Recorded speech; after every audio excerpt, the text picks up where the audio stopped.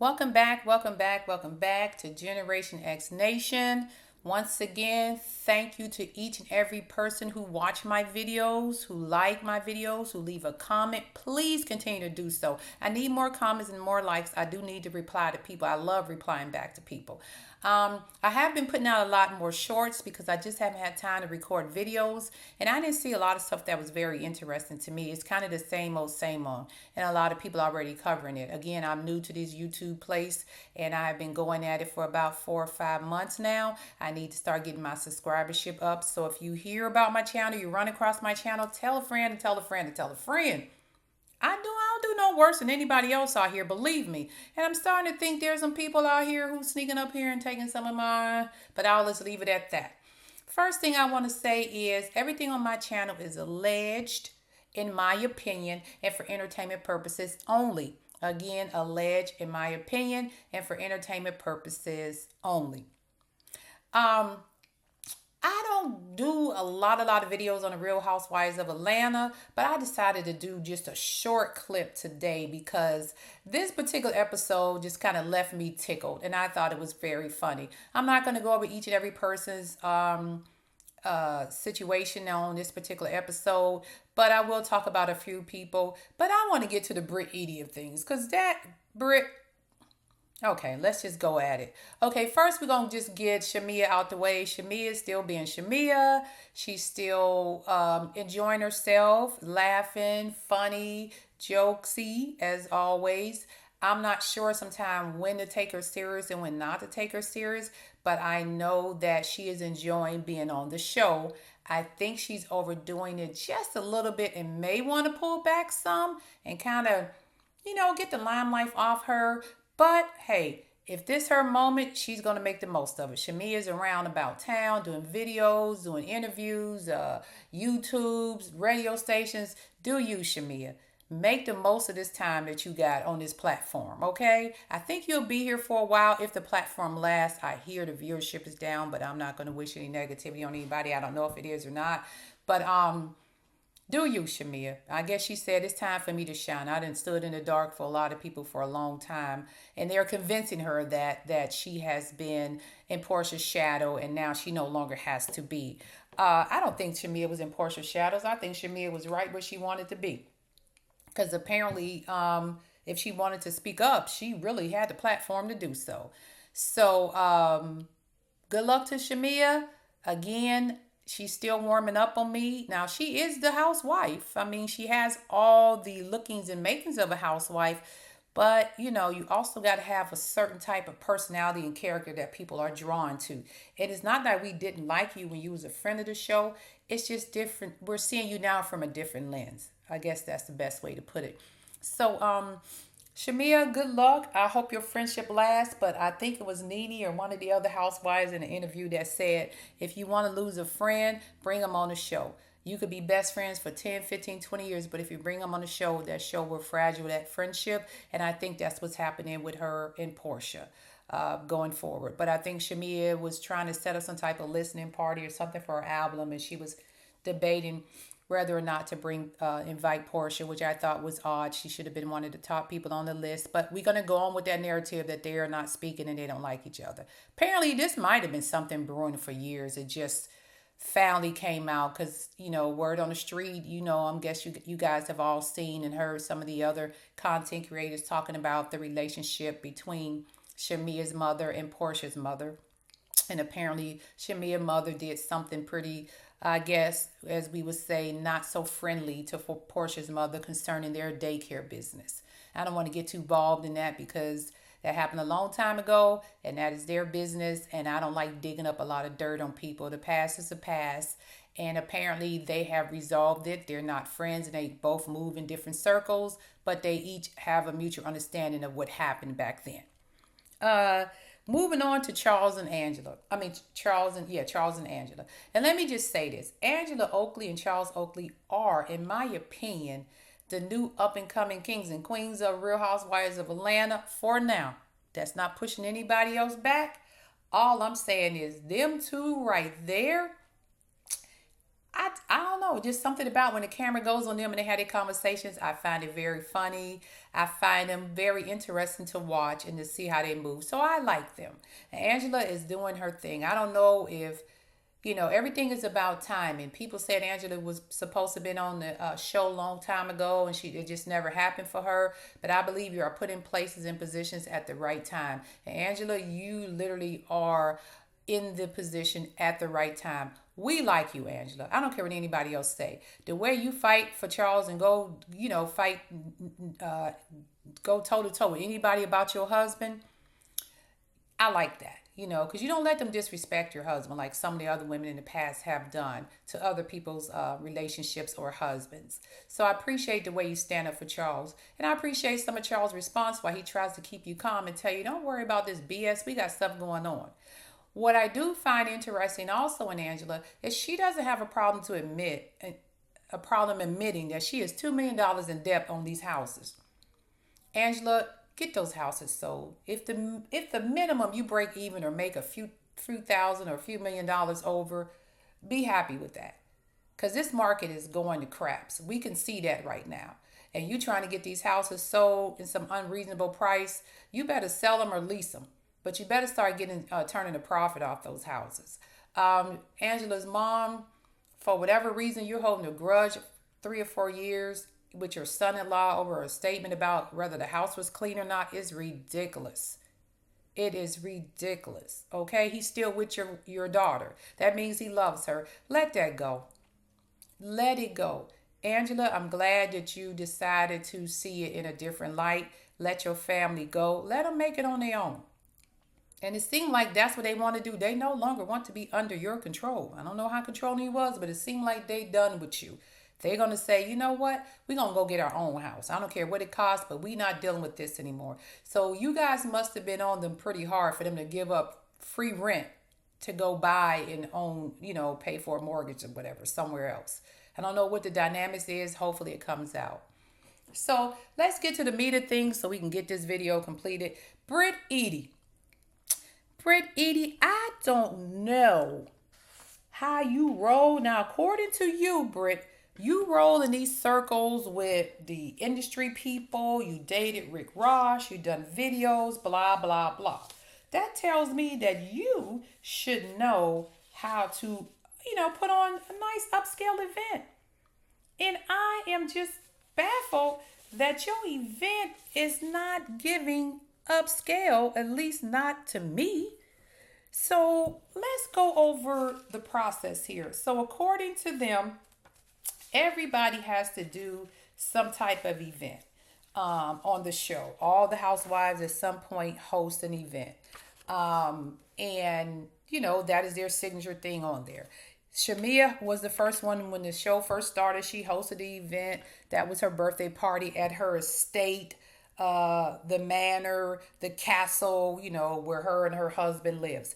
Beautiful location, but that's where all the stuff started and generated at. Let's just keep it real. It was the first 2 episodes, and that's where Portia had an issue with Britt asking her about her.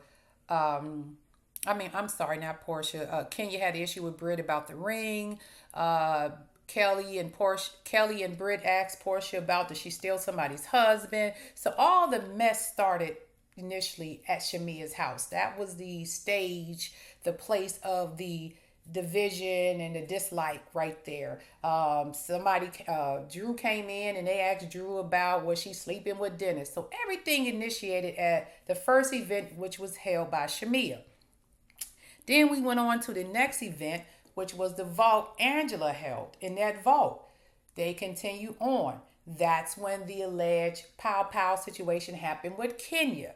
And people start confronting different things as far as, you asked me about somebody's husband. How did I steal somebody's husband? You asked somebody about plastic surgery and nose jobs. That continued, okay? The next event was Kelly. She had the little thing outside where they had the tea hats and everything.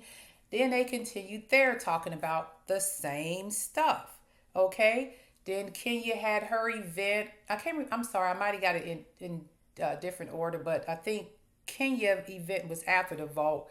That's when the whole thing happened with the poster boards of Brittany doing, unthinkable acts per se on film, and Kenya made a poster board and decided to show everybody. Not unthinkable, but just her own personal intimate moments per se.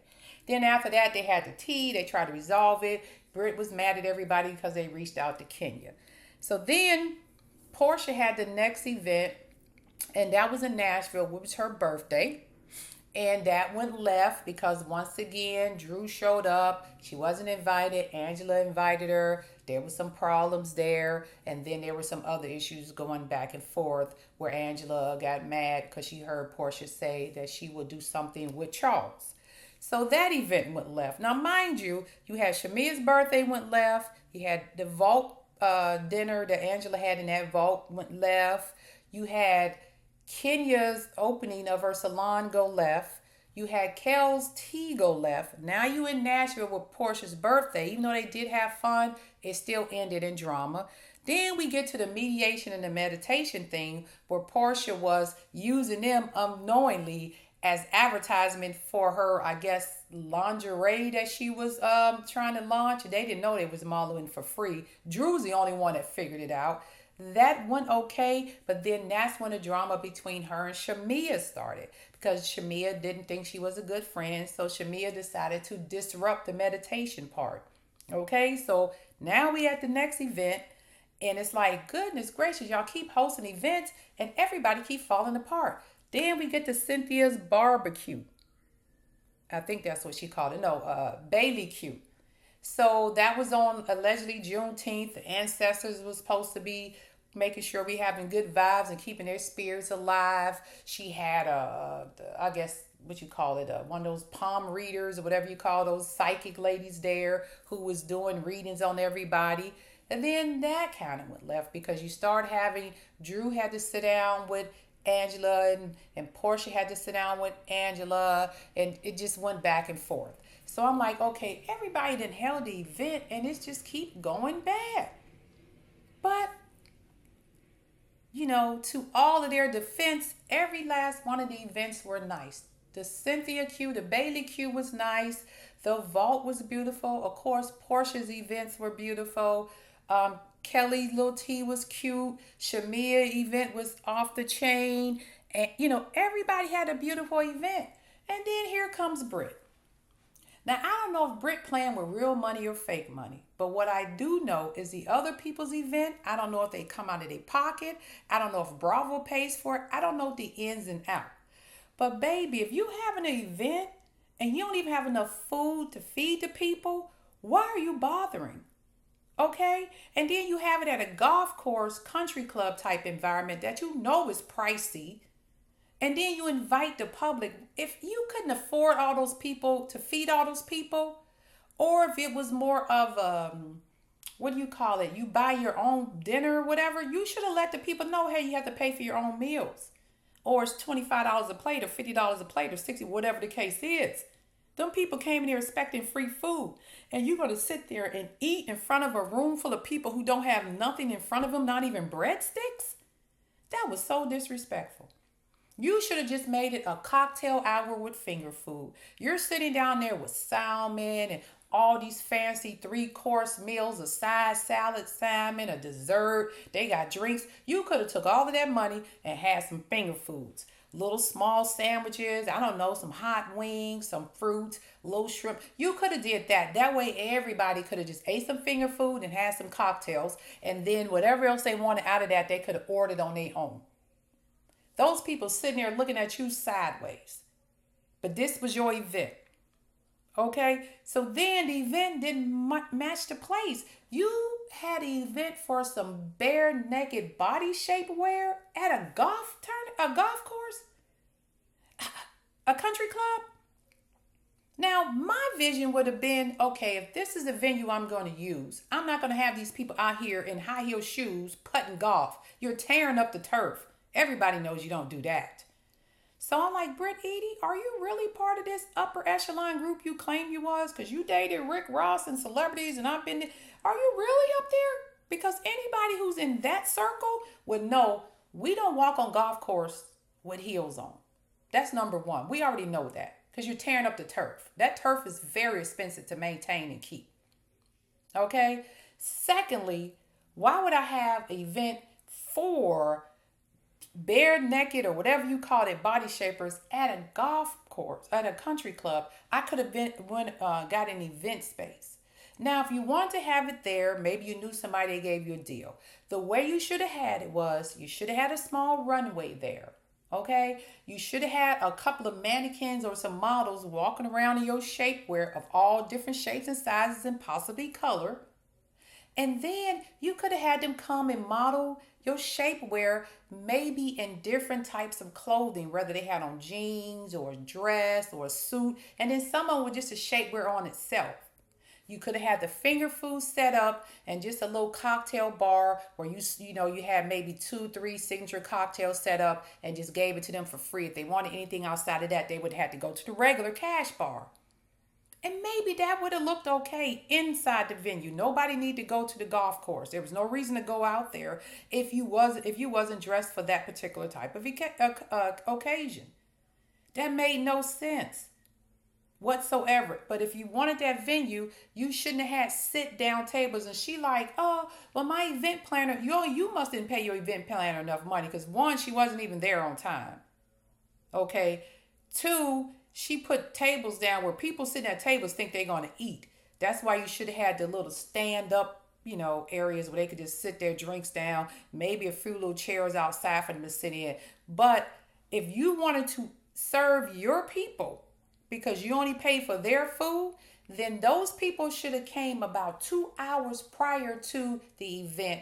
Y'all could have had a private dinner, had your conversations, your key. Then after y'all ate, give the lady like 30 minutes to move the tables out and then put the regular tables around and make sure the runway was set up. And then everybody else could have came in, ate some finger food, seen the show, mingled and whatever, and went home.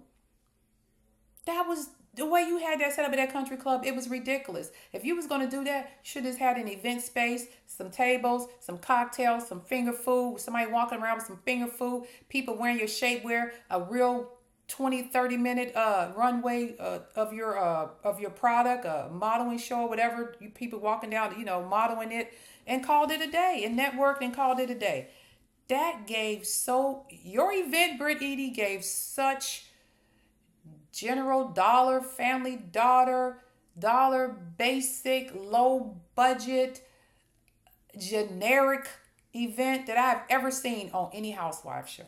Now, I've seen some events that didn't go great, where maybe they planned something outside and the bugs got them, or something to that effect. The boat, may not have been the best boat, and the bad day, and their wigs may have flew off on the boat.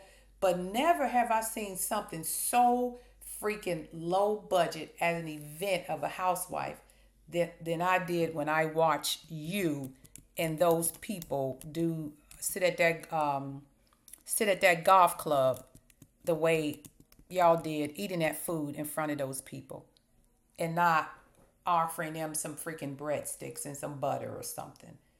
A salad and some breadsticks, I don't know. And the other people's like, we'll figure it out. You may not have the money you have. And on the last note, I'm going to say this. And maybe I was the only one to catch this. And I hear this word on the street about Brittany's husband. And I'm not accusing nobody. Again, alleged in my opinion and for entertainment purposes only. But if y'all look at the episode again, there was a guy standing by her husband they kept zooming to. And they look way too friendly to me. And from the vibe I got, they were more than just acquaintances. Just my opinion. And with that, that's my take on that low budget, whatever Brittany called it. But it wasn't an event. Not for Atlanta standards. Now, maybe if you was in, I don't know, Buffalo, New York or something, I don't know. And I'm not, no disrespect to Buffalo. But for Atlanta, no. Baby, that ain't it. The last thing I want to say is thank God and welcome back to Phaedra Parks. She walked in the door with the shade, and I loved every minute of it. Can't wait to see her next week. All right. And with that being said, this is Generation X Nation. I am out. Thank you to each and every one of you. Please subscribe to my channel. Peace.